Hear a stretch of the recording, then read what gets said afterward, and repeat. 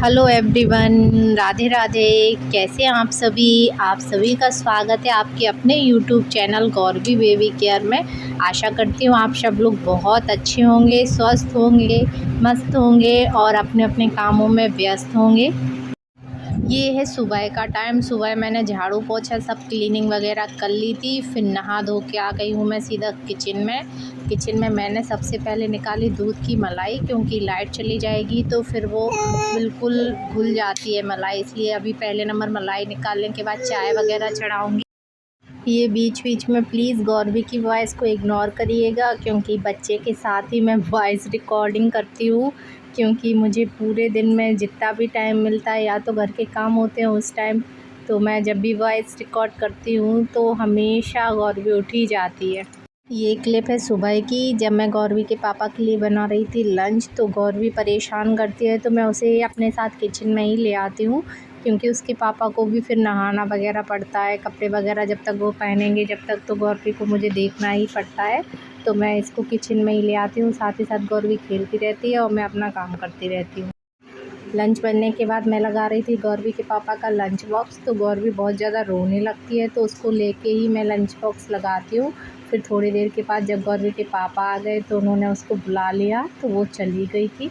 गौरवी पापा की एक आवाज़ सुनती है और तुरंत भाग जाती है, क्योंकि गौरवी के पापा उसको घुमाते रहते हैं, तो बस उसको पूरा टाइम यही लगता है कि पापा फिर से कहीं घुमाने ले जाएंगे। तो बस उन्होंने यहाँ पे गौरवी को एक आवाज़ दी और गौरवी भाग ही चली गई। आज लंच में मैंने आलू टमाटर की सब्ज़ी बनाई थी और यहाँ पे लगा रही हूँ मैं लंच बॉक्स, सब्ज़ी, अचार और रोटियाँ। बस मैं यहाँ पे अपनी चाय भी रख देती हूँ बस, और गौरवी के साथ कमरे में खेलते खेलते चाय पीना पड़ता है। ये कमरे की हालत देखिए ज़रा मेरी। सुबह से पूरी क्लीनिंग होने के बाद मुझे कम से कम 2 बार फिर झाड़ू लगानी पड़ती है रोज़ कमरे में, क्योंकि बच्चों के साथ बहुत जल्दी गंदगी हो जाती है। गौरवी के पापा ने उसको बिस्किट दिया होगा तो बस वो उसने बिस्किट खाया और वही फैला दिया पूरे में। अब जब गौरवी सो जाएगी तो फिर मैं इस यहाँ पे फिर से झाड़ू लगाऊँगी। मुझे गौरवी के साथ कमरे के गेट बराबर लगा के रखने पड़ते हैं, क्योंकि अभी बाहर काम भी लगा हुआ है, तो बाहर वाली गैलरी के गेट में लगा नहीं पाती हूँ, क्योंकि उन लोग भैया लोगों को छत पे जाना पड़ता है। तो कमरे के ही गेट लगा के रखती हूँ, क्योंकि ये बराबर भाग जाती है। यहाँ पे चल रही है गौरवी के गेट खोलने की कोशिश, बराबर ये गेट के आगे पीछे इस तरह से खुलती कि मतलब खोलने के लिए सोचती है कि ऐसे हिलाऊंगी तो शायद खुल जाएंगे। गौरवी को देखते देखते मैं भूल ही गई थी कि मेरी चाय भी रखी है। देखिए पूरी चाय ठंडी हो गई। रोज़ मुझे ठंडी चाय ही पीनी पड़ती है, क्योंकि कोई रहता नहीं है उसको देखने के लिए, तो मुझे उसको बराबर देखना पड़ता है और वो बहुत ज़्यादा शैतानी करती है। आज मैं चाय के साथ बिस्किट नहीं लूँगी, क्योंकि आज है महालक्ष्मी जी का व्रत मेरा, तो जब तक पूजा नहीं हो जाएगी तब तक मुझे कुछ भी नहीं खाना है। आज गौरवी बहुत ज़्यादा रो रही थी, परेशान कर रही थी, तो मैंने सोचा उसकी नज़र डाल दूँ। तो मैं यहाँ पे नज़र डालने के लिए एक मग्गे में साजा पानी ले लेती हूँ। ये मग्गा मैं नज़र डालने के लिए ही मतलब करे हूँ। और इसके लिए मैं तेल लेती हूँ सरसों का। सरसों के तेल में रुई से बाती बना के उसको डिप करके गौरवी के सिर से 7 बार उतार देती हूँ और फिर इसको जला देती हूँ। संसी से पकड़ के ऊपर रखना पड़ता है मग्गे के, तो जितनी चिट ज़ोर-ज़ोर से निकलेगी आपको की बाती से, उतनी तेज़ बच्चे को नज़र लगी होती है। ये बहुत अच्छी नज़र उतारने का तरीका है। अगर आपके बच्चों को भी ऐसी नज़र लगी हो तो उतार के देखिएगा, बहुत फ़र्क पड़ता है। और ये नज़र का पानी या तो आप बर्तन मांजने वाले सिंक में डाल सकते हैं या बाथरूम में फेंक देते हैं, जैसे कहीं जा नहीं पाओ तो। अब मैं तो बाहर बार-बार निकल नहीं पाती हूँ, तो मैं बाथरूम में ही डाल देती हूँ या किचन के सिंक में डाल देती हूँ, तो इससे बच्चे को बहुत जल्दी फ़र्क पड़ जाता है। कहते हैं अगर बच्चे की नज़र उतार दी जाए तो उसका जी बहुत ही हल्का हो जाता है और बच्चे भी रिलैक्स फ़ील करने लगते हैं इससे। तो मैं हफ़्ते में कम से कम 2-3 बार तो उसकी नज़र ज़रूर उतारती हूँ।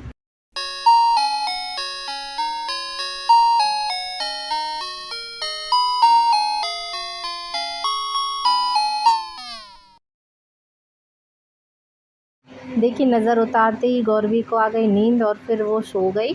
अब जब तक गौरवी सो रही है तो मैं मुँह हाथ धो के साड़ी वगैरह चेंज कर लेती हूँ जल्दी से, क्योंकि पूजा भी करनी है। बस गौरवी ने थोड़ी देर ही सोया था, फिर उसके बाद वो उठ गई थी तो मैंने उसको नहला धुला के तैयार कर दिया है। गौरवी परेशान बहुत ज़्यादा करती है, तो बस इसको नहलाने धुलाने में और तैयार करने में ही बहुत ज़्यादा टाइम निकल जाता है, फिर उसको खिलाना भी पड़ता है।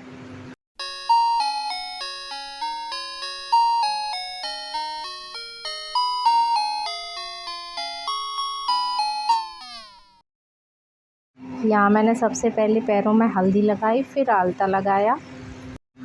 मुझे आलता लगाना बहुत पसंद है, तो बस मैं यहाँ आलता लगा रही हूँ। मेहंदी लगाना भी बहुत पसंद है, लेकिन अब बच्चे के साथ मेहंदी वगैरह लगा नहीं पाती हूँ।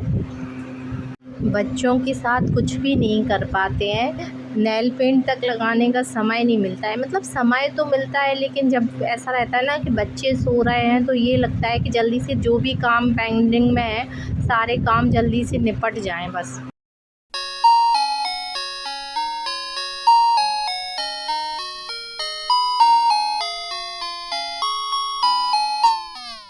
यहाँ पे मैंने पूजा की तैयारी कर ली थी और मेरी पूजा भी हो गई थी। अब ये है शाम का टाइम, तो मेरी ननंद को खानी थी इडली सांभर, तो मैं बस उनके लिए इडली सांभर की प्रिपरेशन कर रही थी। मैंने ये सुबह ही इमली वगैरह गला के रख दी थी, और इमली गलाने के बाद मैंने फटाफट से सूजी भी घोल के रख दी थी। मैं सूजी को दही में डाल देती हूँ। अगर सूजी 5-6 घंटे के लिए दही में पड़ी रहती है तो बहुत अच्छे से फूल जाती है वो, तो बहुत अच्छी इडलियाँ बनती हैं फिर। मेरी फैमिली थोड़ी सी बड़ी है तो मुझे ज़्यादा क्वांटिटी लेनी पड़ती है, तो मैं एक खट्टी ही सूजी गला देती हूँ, ताकि जब मैं इडली बनाऊँ तो फिर बाद में मुझे कम ना पड़े, तो मुझे फिर से ना गलाना पड़े। ये कैमरे में आपको बहुत कम लग रही होगी, बट ये पूरे 2 पैकेट सूजी है 1-1 किलो की। अब ये यहाँ पे मैं सांभर के लिए फटाफट से सब्जियां वगैरह भी काट लेती हूँ। यहाँ पे मैंने सांभर में लौकी डालती हूँ, तो मैंने लौकी को कट कर लिया है, कद्दू को कट कर लिया है, टमाटर और आलू को मैं सब चीज़ों को बारीक बारीक कट करके ही डालती हूँ। कोशिश करें कि मतलब बारीक सब्जियां ही काटें, तो फिर बाद में मिक्सअप करने में कोई ज़्यादा दिक्कत नहीं होती। मैं तो पूरा सांभर बना के मतलब जैसे ही सीटी वगैरह लग जाती है उसके बाद रई ज़रूर चला देती हूँ, तो उससे एक सा मिक्स हो जाता है सांभर। सारी सब्जियों को मैंने एक सा बारीक बारीक काट लिया है, और रई मतलब मथानी होती है ना, जो मथानी उसी को बोलते हैं। सारी सब्जियों को मैंने काट के अच्छे से धो लिया था और एक साथ धो के रख लिया है। और मैंने यहाँ सांभर के लिए अरहर की दाल भी ली थी, तो उसको भी मैंने अच्छे से 2-3 बार पानी से धो लिया था। सब चीज़ों को मैंने एक साथ धो के एक ही छन्नी में पानी निचोड़ने के लिए रख दिया है। अब मैं कुकर में बड़े से कुकर में लगाऊंगी, इन सब सब्जियों को डाल दूंगी, अरहर की दाल डाल दूंगी और थोड़ा सा नमक और हल्दी इसमें ही डाल दूंगी, और इसको मैं 3-4 सीटी दे के अच्छे से पकाऊंगी। तरह की सब्जियां बहुत ज़्यादा हैं तो कुकर भी एकदम लोडेड हो जाएगा, इसलिए पानी थोड़ा कम ही डालें, ज़्यादा पानी नहीं डालें, नहीं तो फिर वो कुकर से निकलने पड़ेगा। निकलता है तो फिर गैस भी ख़राब हो जाती है।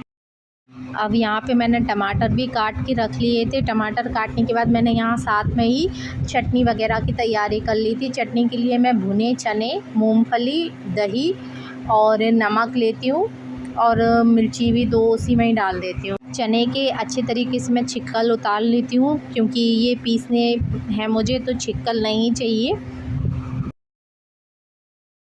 अब यहाँ पे मिक्सर ग्राइंडर में मैंने डाला है भुने हुए चने, सिकी हुई मूंगफली को मैंने हल्का सा ड्राई रोस्ट कर लिया था, और 2 हरी मिर्ची डाली है, और दही डाला है, और साथ ही साथ 2 नारियल डाले हैं। इन सबको पीसने के बाद मैंने थोड़े से मीठे तेल में सरसों और कड़ी पत्ते का छौंक लगा दिया है। चटनी में मैंने थोड़ा सा पानी मिक्सी में ही डाल दिया था जब मैं उसे पीस रही।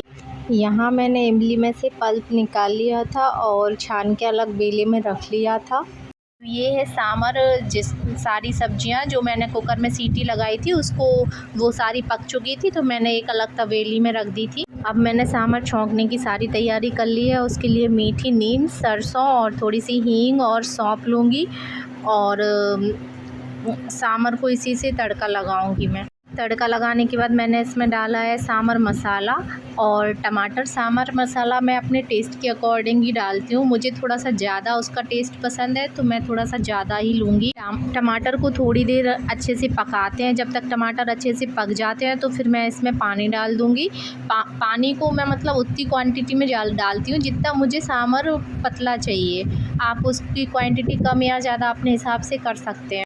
और इसके साथ ही इमली का पल्प भी इसी में डाल देती हूँ और इसको अच्छे से 2-3 उबाल आने तक इसको पकाऊंगी और फिर धनिया पत्ती डाल दूँगी। सांभर बिल्कुल रेडी है। अब मैंने इडली के घोल में थोड़ा सा बस इनो पाउडर डाला था और सीधा स्टैंड में रख दी थी पकने की। देखिए हमारी इडली कितनी बढ़िया बनी है, एकदम सॉफ्ट। और ये रही हमारी इडली सांभर की थाली। इसके बाद सब लोगों ने इडली सांभर एंजॉय किया और उसके बाद गौरवी का चल रहा था यहाँ पे अलग ही अपना एक खेल। वीडियो पसंद आया हो तो चैनल को लाइक करें और मेरी रेसिपी अच्छी लगी हो तो एक बार मेरे तरीके से इडली सांभर ज़रूर बनाइएगा। और मेरे वीडियो पर पहली बार आए हैं तो चैनल को सब्सक्राइब ज़रूर कर लीजिएगा और बेल आइकन भी दबा दीजिएगा ताकि मेरे रोज़ आपके पास ब्लॉग आसानी से पहुंच जाए। और गौरवी को ऐसे ही अपना प्यार बनाए रखिए। मिलते हैं फिर नेक्स्ट ब्लॉग में। Thank you. चलाओ जल्दी, उधर चली जाओ, देखो कुर्सी उठा लाओ, अपनी कुर्सी उठा के लाओ।